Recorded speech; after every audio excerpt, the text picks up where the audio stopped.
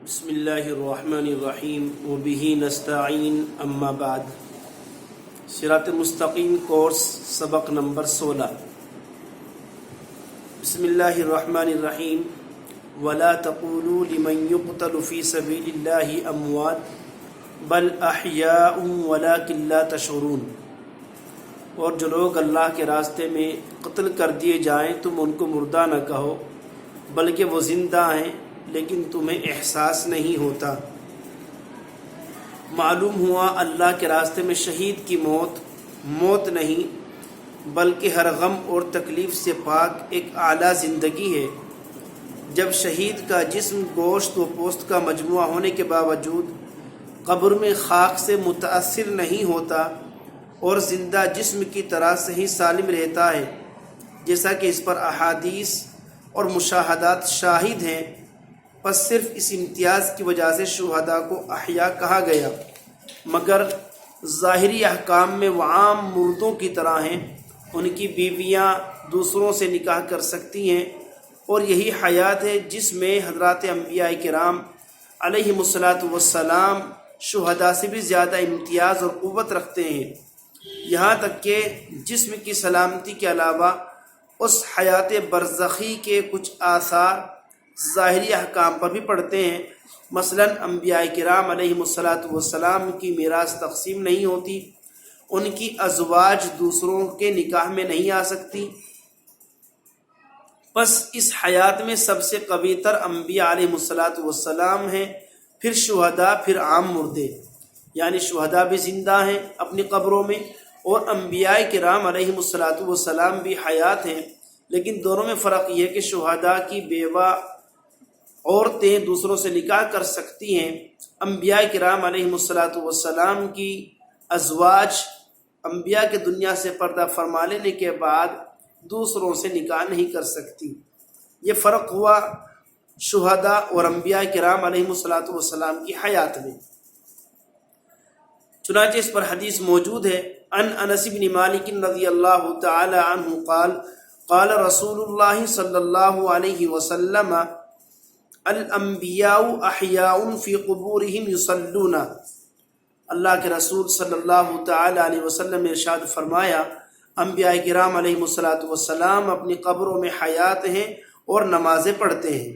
عقائد: تمام انبیاء کرام علیہ الصلاۃ والسلام اپنی قبروں میں زندہ ہیں، اپنے دنیاوی جسموں کے ساتھ بتعلق روح، بغیر مکلف ہونے اور بغیر لوازم دنیا کے، اور مختلف جہتوں کے اعتبار سے اس حیات کے مختلف نام ہیں، جیسے حیات دنیاوی، حیات جسمانی، حیات حسی، حیات برزخی، حیات روحانی۔ مسائل و احکام: نماز کی سنتیں۔ نمبر 1، تکبیر تحریمہ کے وقت دونوں ہاتھ کانوں تک اٹھانا۔ پہلے سبق میں بتلایا گیا تھا کہ تکبیر تحریمہ یعنی اللہ اکبر کہنا فرض ہے اور ہاتھوں کو اٹھانا سنت ہے۔ نمبر 2، انگلیاں اپنے حال پر کھلی اور قبلہ رخ رکھنا۔ نمبر 3، تکبیر تحریمہ کہتے ہوئے سر کو نہ جھکانا۔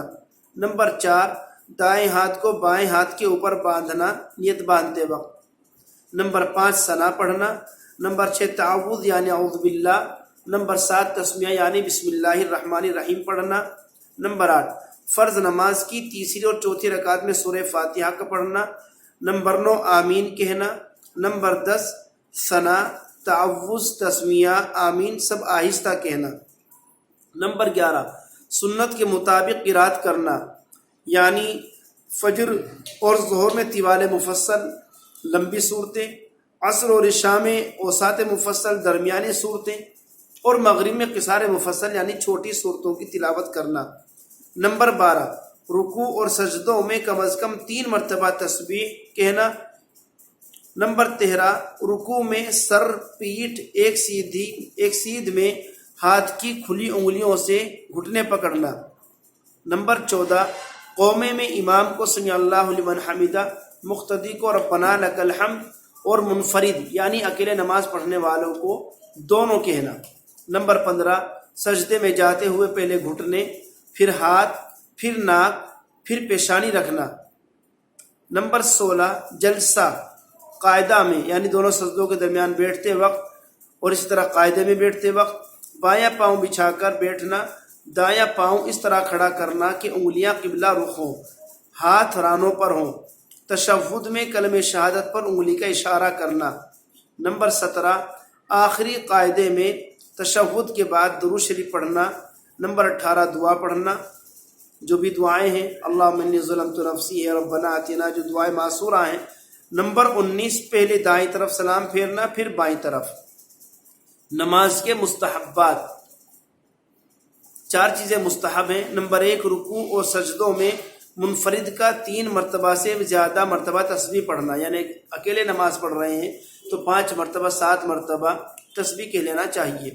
نمبر 2 قیام میں مقام سجدے پر، رکوع میں پیروں پر، سجدے میں ناک پر اور قاعدہ میں بیٹھتے وقت گود میں، اور سلام پھیرتے وقت کندھوں پر نگاہ رکھنا۔ کھڑے ہونے کی حالت میں سجدے کی جگہ پر، رکوع میں پیروں کے اوپر، سجدے میں ناک پر، قاعدے میں گود پر اور سلام پھیرتے وقت کندھوں پر نظر رکھنی چاہیے۔ نمبر 8 کوشش ہونی چاہیے کہ نہ کھانسی کو روکنے کی کوشش کرے۔ نمبر 4 جمائی کو روکنا، منہ کھل جائے تو ہاتھ رکھ لینا۔ قیام کی حالت میں دایاں ہاتھ، باقی ارکان میں بایاں ہاتھ۔ مسنون دعا، مجلس سے اٹھنے کی دعا، کوئی بھی مجلس ہو یہ دعا پڑھنی چاہیے۔ سبحانک اللہم و بحمدک اشہد ان لا الہ الا انت استغفرک و اتوب الیک۔ ہم لوگ یہ سمجھتے ہیں کہ عام طور پر یہ دعا صرف کسی کتاب کو پڑھنے کے بعد، کسی کتاب کی تعلیم کے بعد، جو عام طور پر مسجدوں میں یا کہیں پر بھی کتاب کی تعلیم ہوتی ہے تو تعلیم سے فارغ ہونے کے بعد اس دعا کو پڑھتے ہیں۔ حالانکہ یہ دعا المجلس ہے۔ کوئی بھی ہماری میٹنگ ہے، کوئی بھی مجلس ہے تو مجلس میں بیٹھتے وقت کچھ نہ کچھ باتیں خلاف شرع زبان سے صادر ہو جاتی ہیں تو وہاں اٹھنے سے پہلے اس دعا کو پڑھ لینا چاہیے۔ سبحانک اللہم و بحمدک اشہد ان لا الہ الا انت استغفرک و اتوب الیک، یعنی ہم اے اللہ آپ کی پاکی بیان کرتے ہیں، تعریف کرتے ہیں، میں گواہی دیتا ہوں کہ اللہ کے سوا کوئی معبود نہیں، میں آپ سے گناہوں کی بخشش طلب کرتا ہوں اور تیری طرف ہی آتا ہوں۔ اللہ مجھے بھی آپ کو بھی دین کی تمام باتوں کو سمجھنے کی، عمل کرنے کی، دوسروں تک ان باتوں کی تبلیغ کرنے کی توفیق نصیب فرمائے۔ آمین۔ وما علینا الا البلاغ المبین۔